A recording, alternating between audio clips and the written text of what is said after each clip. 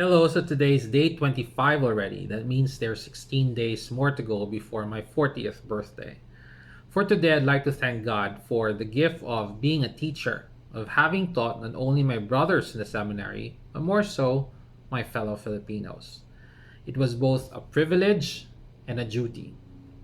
It never passed my mind to become a teacher. The first ambition I had, give or take when I was 6 years old, was to become a fireman. That idea came after watching a movie about a fireman. Forgot the title already, but it was back in the 80s. Later on, after watching sci-fi series on TV also in the 80s, like MacGyver or The Wizard, anyone remember those series? I got the idea of becoming a scientist. The idea of becoming a writer grew on me since I needed to express my imagination, as I have shared yesterday in day 24, quoting day 14. Then I imagined myself being an actor, a lawyer, and all that jazz. Becoming a priest was planted in my consciousness, as I have shared in day 13. But becoming a teacher, to be honest, after graduating in philosophy, toured the States, and slacked off for half a year, was served to me in a silver platter thanks to Father Ryan Fernando Teves, the principal and dean of studies circa 2003, asked me if I was willing to take on some of his teaching load with the pre-college of St. Vincent Ferrer Seminary. I was already a tutor back then in the Language Center of Western Visayas State University in Iloilo City, Philippines. I accepted the offer not because I wanted to teach, but more so that I can be in the seminary, that I can be with my brothers. Context: I just graduated from philosophy. So I am coming in as teacher to my contemporaries. I am coming in as teacher to my schoolmates and to my brother seminarians. It took me a while to figure out how to place myself in that context, that I am their teacher now. In the end, it became my advantage, my edge, because they can't BS me because I know what they know after 8 years of being in their side of the context.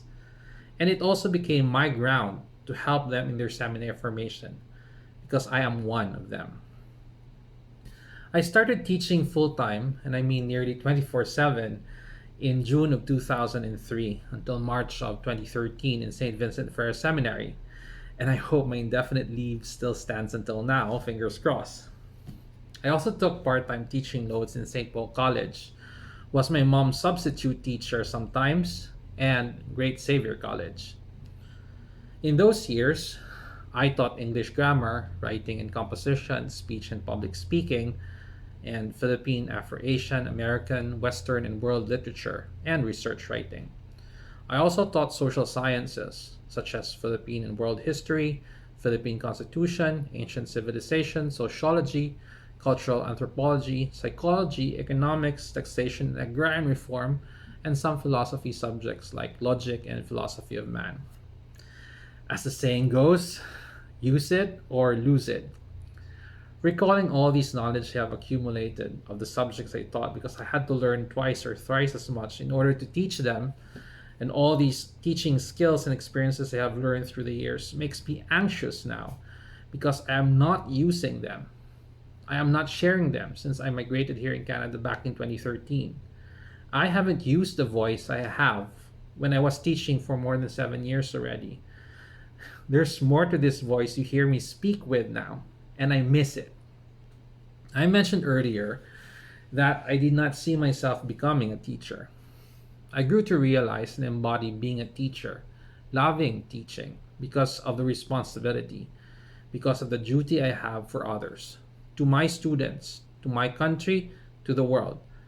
For me, being a teacher is not just a profession.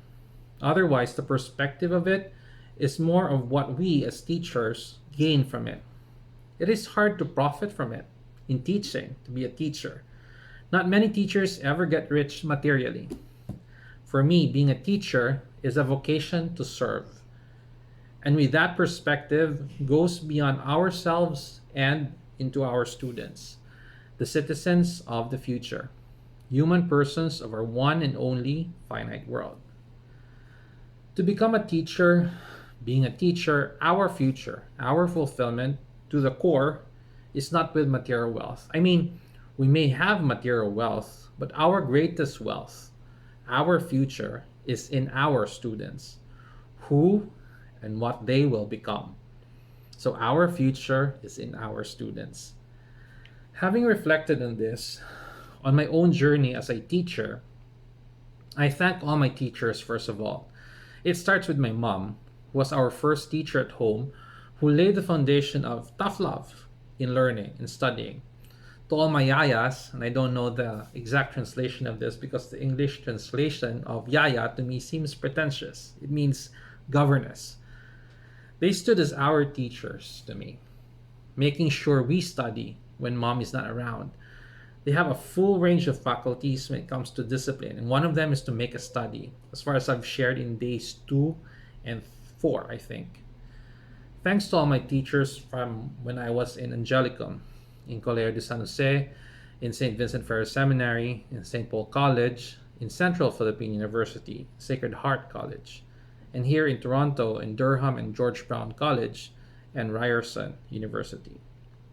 From all of you, especially the ones in the Philippines, I have learned my way to becoming one of you by your example in the most colorful of ways. Thank you. I also thank my co-teachers in St. Vincent Ferrer Seminary from 2003 to 2013.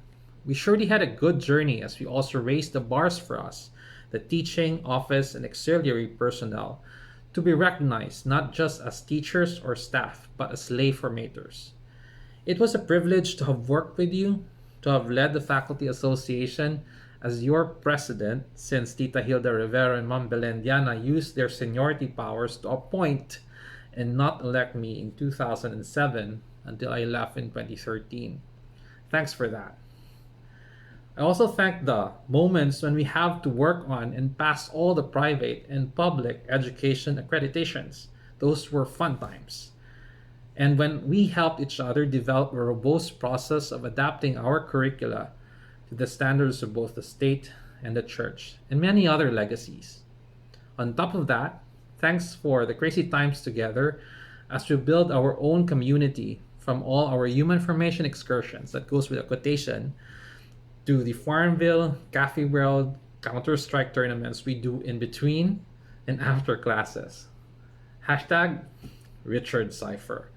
Those were priceless moments. And a teacher is never one without a student.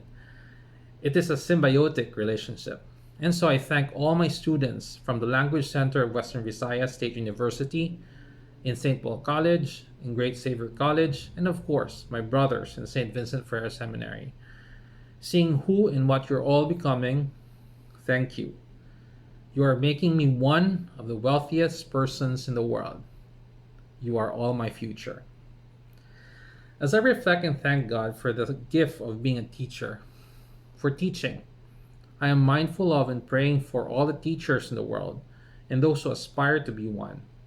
That no matter how challenging a profession is, especially nowadays when we have to adapt and innovate while we cannot teach in person, that no matter how underappreciated or underpaid our service seem to be, may we have the resolve to take on the challenge with vigor instead of frustration or discouragement.